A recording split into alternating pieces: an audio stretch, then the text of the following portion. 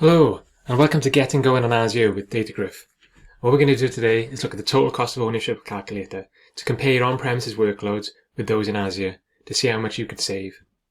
So the first thing we're going to do is define our workloads.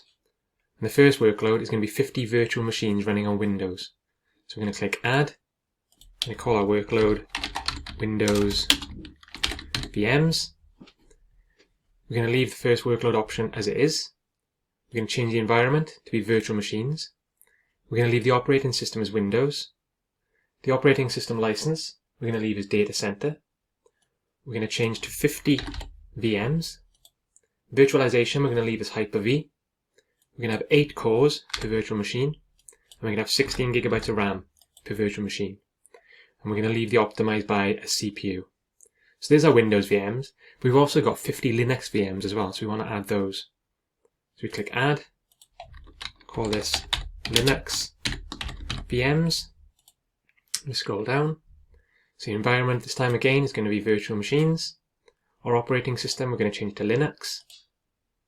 We're going to change to 50 virtual machines. Virtualization this time is going to be VMware. We're again going to have 8 cores and 16 gigabytes of RAM. And the optimized by CPU will leave as it is.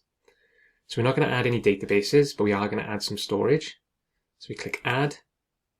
We're going to leave it as local disk SAN. We're going to leave it as HDD. The capacity, we want 60 terabytes.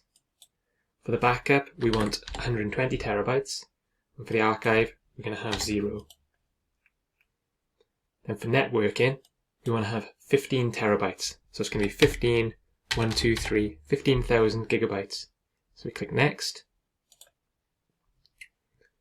We're going to make sure our currency is set to our local currency. In this case, it's British pounds. So I'm going to leave that as it is. You can scroll down here and you can see all the different other options that you can have. So you can have geo-redundant storage.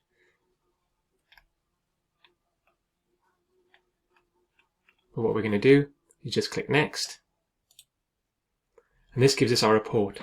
And it says that over 5 years with Azure, you could save up to £965,000 just on this workload. And if you scroll down, you can see you get some nice reports and graphs on where you would make the savings over time. This gets broken down by each of the type of resource. You've got compute, your data center, your networking, your storage, and the labor costs as well. So Azure would save a lot of money. And then what we can do, if you want to share this with other people in our organization, we can click Download. I'm just going to save that as a PDF, which will make it nice and easy to share. So I click Save. And I'm going to just save this onto my desktop. Click Save. I can open this up, and there you go. I get my PDF of my total cost of ownership report. So this is really, really handy to understand how much you could save by using Azure and putting in your current workloads and the infrastructure that you've got. I hope you found this useful today on Getting Going on Azure with Datagriff, and hope to see you next time.